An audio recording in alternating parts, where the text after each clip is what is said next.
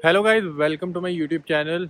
अगर आप मेरी वीडियो फर्स्ट टाइम देख रहे हो, brief introduction about my self. My name is Akshun Dogra and I am currently pursuing my masters in international information system, also known as Wirtschaft Informatics, a Master in Management at FAU University, Friedrich Alexander University at Erlangen, Nuremberg। सो इस video में मैं आप लोगों के साथ share करूँगा steps to come study in Germany. कि आपको, अगर आपने अब डिसाइड कर लिया कि आप जर्मनी में आके अपनी मास्टर्स परस्यू करना चाहते हो, तो आपको क्या क्या स्टेप्स फॉलो करने पड़ेंगे। कि जब आप अपनी फर्दर रिसर्च करना चाहते हो, कि अगर अब आपने डिसाइड कर लिया है कि हाँ भैया मैं अपनी फर्दर एजुकेशन जर्मनी में ही परस्यू करना चाहता हूँ, सो जो आपका एक रोड मैप होएगा वो कैसे फॉलो होएगा और क्या क्या चीज़ें आपको फॉलो करनी है कि आपका टाइम बचे, एफर्ट बचे, मनी बचे और स्ट्रेस भी बचे। क्योंकि हमें सुनने में आता है कि जर्मन एजुकेशन परस्यू करना बहुत ही स्ट्रेसफुल हो जाता है, कि मतलब एडमिट से लेके वीज़ा तक। तो मैं आप लोगों के साथ वो सारी चीज़ें शेयर करूँगा लेटेस्ट, कि आप वो क्या क्या फॉलो कर सकते हो और आपका कम से कम एफर्ट्स एंड टाइम लगे। सो आज मैं जिस सिटी में हूँ इसका नाम है बैम्बर्ग। ये मेरी सिटी है न्यूरनबर्ग से अराउंड 1 आवर दूर है। ये एक मिडीवल यूरोपियन सिटीज़ है, छोटी सी बहुत, पर बहुत सुंदर है। तो मैंने सोचा आप लोगों के साथ इन्फॉर्मेशन तो शेयर करूँगा, लेकिन साथ के साथ आप लोगों को यूरोपियन सिटीज़ भी घुमाता रहूँगा, कि आप लोगों को भी एंगेजिंग लगे और आपको दिखे कि भाई जर्मनी कैसा दिखता है। तो without further ado let's get started.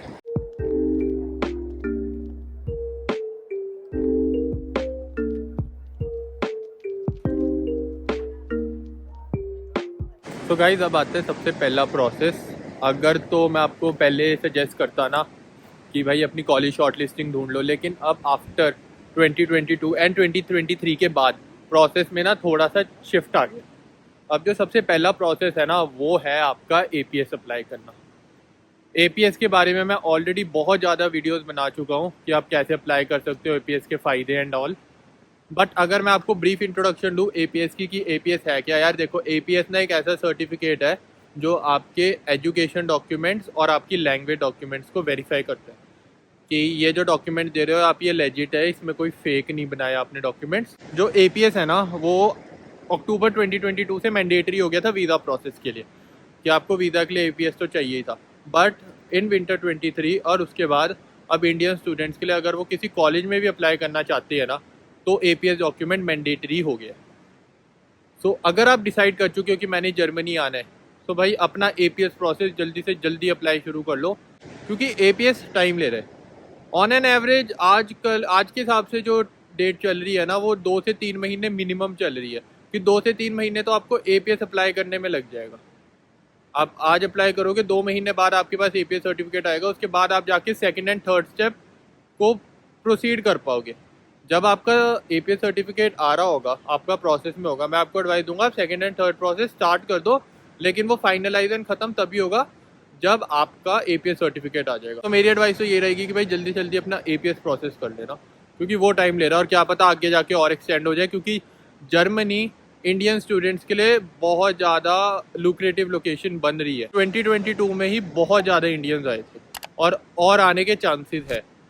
तो अगर और इंडियंस आना चाहते हैं तो उन सबको एपीएस सर्टिफिकेट बनाना पड़ेगा, तो बैकलॉग और बढ़ता रहेगा, तो आपका प्रोसेस और डिले होता रहेगा। तो मैं आपको एडवाइस दूंगा आप एपीएस प्रोसेस जल्दी से जल्दी बना लो।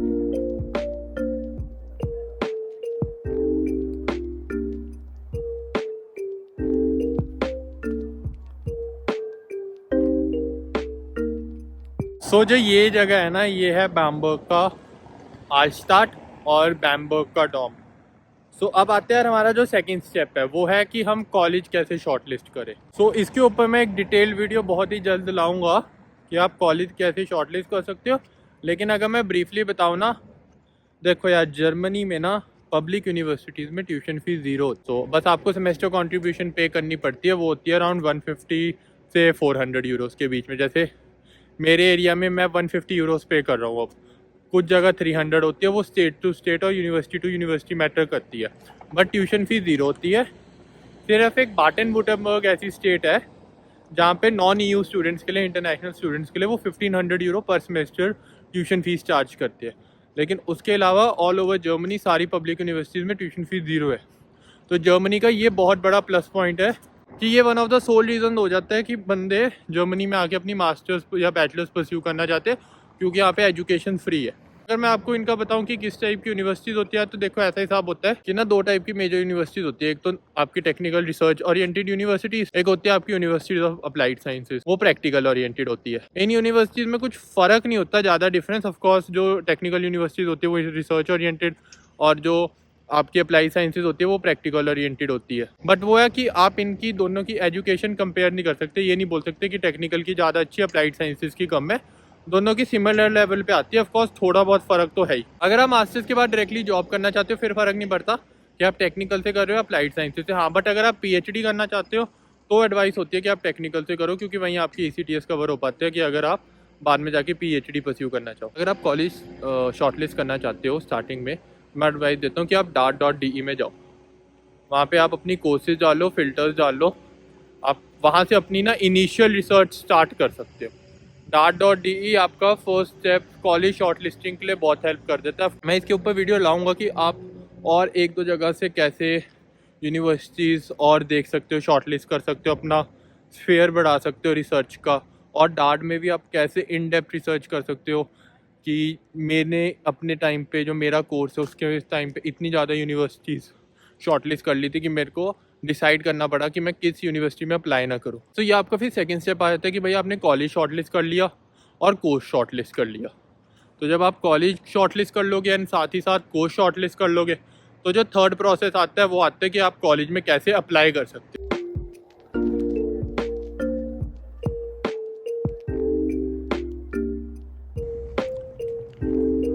अब आता है थर्ड स्टेप कि आप कैसे अप्लाई कर सकते हो। सो अप्लाई करने के ना यार 3 मेथड होते हैं। सबसे पहला है कि आप डायरेक्टली यूनिवर्सिटी के पोर्टल में अप्लाई कर रहे हो। ठीक है, आपने यूनिवर्सिटी एक अपना पोर्टल होती है, वहाँ पे सारे आपने अपने डिटेल्स डाली, एप्लीकेशन फॉर्म फिल आउट किया, डॉक्यूमेंट्स अपलोड करे।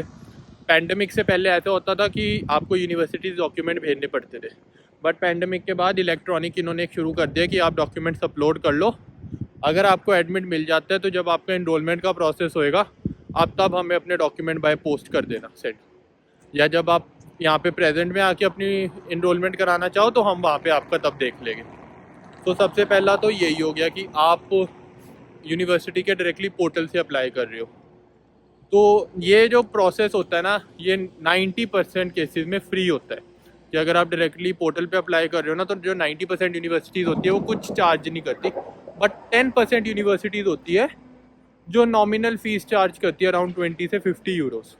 वो भी बहुत कम है, मतलब गिनी चुनी यूनिवर्सिटीज़ है। वैसे 90% यूनिवर्सिटीज़ एप्लीकेशन फ्री रखती है अगर आप डायरेक्टली पोर्टल पे अप्लाई कर रहे हो। अब आते अप्लाई करने का सेकंड तरीका, वो है वाया यूनिअसिस्ट। अब यूनिअसिस्ट क्या है, देखो यूनिअसिस्ट एक थर्ड पार्टी सर्विस है जो सारी आपकी एप्लीकेशन मैनेज और यूनिवर्सिटी भेज। अब जैसे ही आपने एप्लीकेशन डायरेक्टली उनके पोर्टल पे जाके अपनी एप्लीकेशन फॉर्म भर दिया, बट यूनिअसिस्ट क्या करता है, यूनिअसिस्ट कुछ यूनिवर्सिटीज़ के साथ टाई अप कर लेता है, तो वो आपकी एप्लीकेशन सारी मैनेज करता है कि आप अपने सारे डॉक्यूमेंट्स यूनिअसिस्ट में अपलोड करोगे।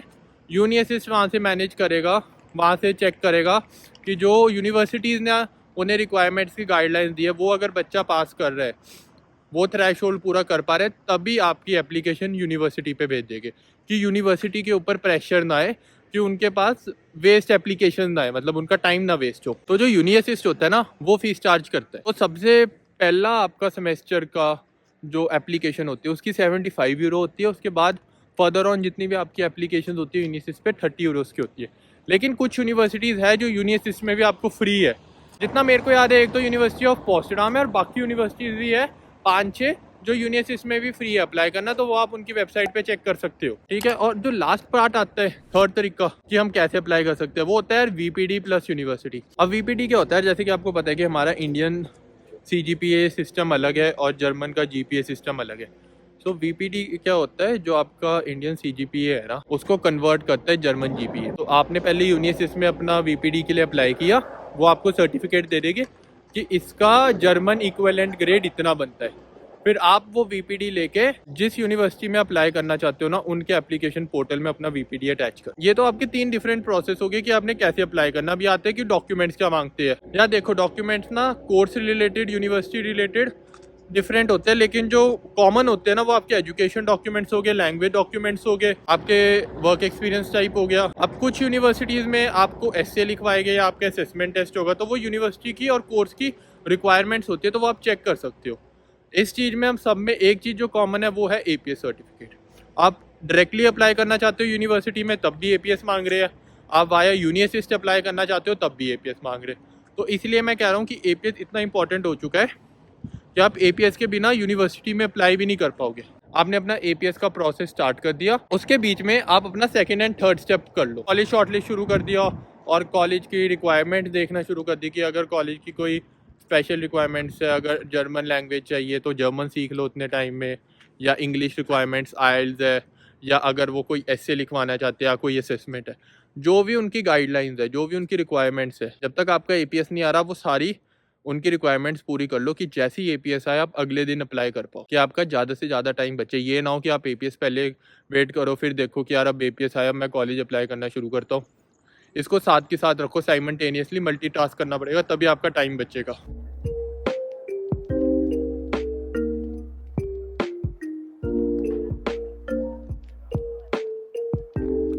भाई अब आता है नेक्स्ट स्टेप जो है फोर्थ स्टेप, कि आपको कॉलेज का एडमिट मिल गया। भाई पहली बात तो मुबारक है भाई कि मेहनत का फल हो गया कि भाई आपको एडमिट मिल गया।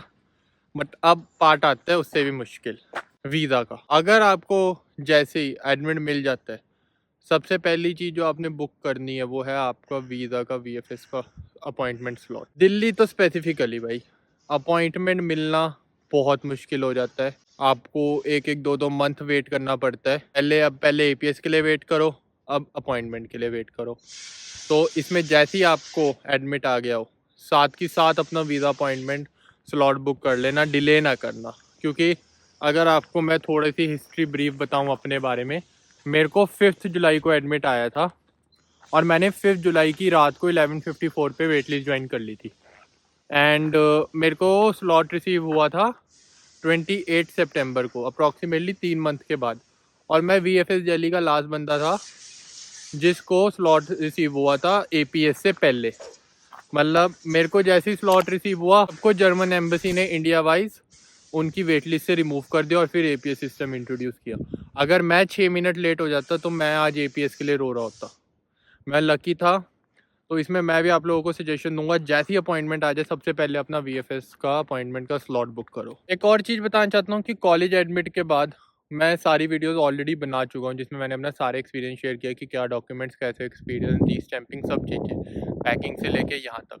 तो आप वो सारी फॉलो कर सकते हो। अगर बट मैं आपको ब्रीफ में आइडिया दूँ तो फोर्थ स्टेप होगा आपका कि जैसे ही आपको एडमिट मिल गया, आपने अपनी अपॉइंटमेंट बुक कर ली।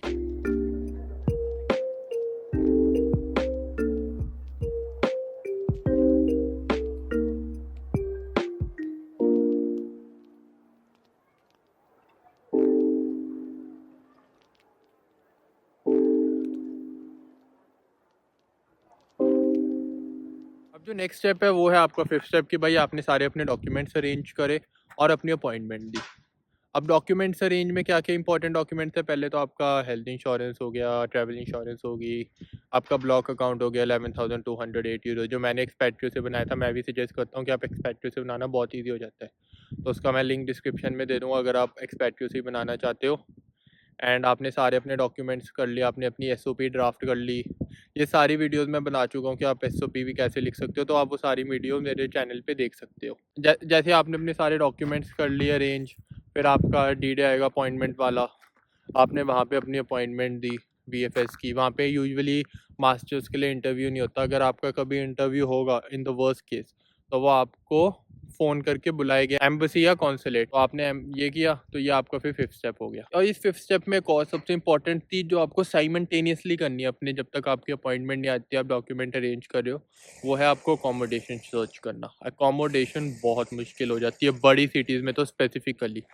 मेरे मानने से अकोमोडेशन एक सोल रीज़न हो सकता है आपका जर्मनी में एक्सपीरियंस कैसा जाएगा। अगर आपको आते ही अच्छी अकोमोडेशन मिल जाती है तो ट्रस्ट में आपके जर्मनी में एक्सपीरियंस बहुत बढ़िया जाएगा।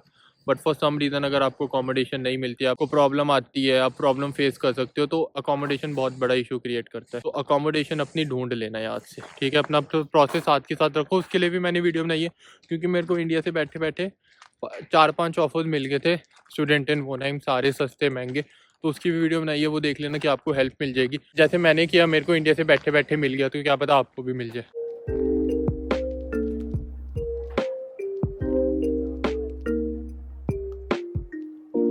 बाद जो लास्ट स्टेप है वो है कि भाई आपके घर पे आपका स्टैम्प वीज़ा आ गया, आपने पैक कर लिया और आपने अगली फ़्लाइट टिकट ली और आप जर्मनी आ गए, अपने शहर पे चले गए, अपने नाम के आगे लगवा लिया जर्मनी का झंडा। उसके बाद जर्मनी के बाद का प्रोसेस वो मैं इन फ्यूचर वीडियोस में बताऊंगा, और उसकी भी वैसे मैं ऑलरेडी वीडियोस बना चुका हूँ, बट ऐसे जैसे डिटेल स्टेप में मैंने इस वीडियो में बताया उसमें नहीं बताया। मैंने इंडिविजुअली सारे टॉपिक्स कवर कर लिया, तो मैं उसके रिगार्ड में भी एक वीडियो ले आऊँगा कि आपको ब्रीफ में आइडिया दे दूँ स्टेप्स का कि आपको कैसे कैसे स्टेप्स फॉलो करने होते हैं, कि बाद में अगर आप वो चाहे डिटेल वीडियो देख सकते हो अपनी और नॉलेज बढ़ाने के लिए, लेकिन ब्रीफ वीडियो से आपको आइडिया मिल जाएगा कि आप जब आ रहे हो तो आपको किन किन चीज़ों का ध्यान रखना है। सो गाइस, ये तो थी मेरी video detail step by step guide that how to study in Germany.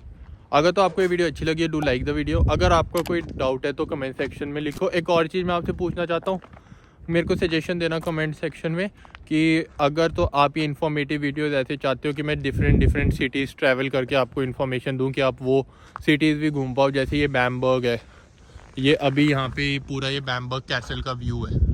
तो अगर तो आप चाहते हो कि मैं ऐसे आपको वीडियोस और लाता रहूँ तो मैं ला सकता हूँ। तो मैं आपको डिफरेंट वीडियोस रादर देन घर पे बैठ के बनाने की, मैं आपको डिफरेंट सिटीज़ भी घुमाता रहूँगा और सारे टॉपिक्स भी कवर करता रहूँगा जो इम्पॉर्टेंट है।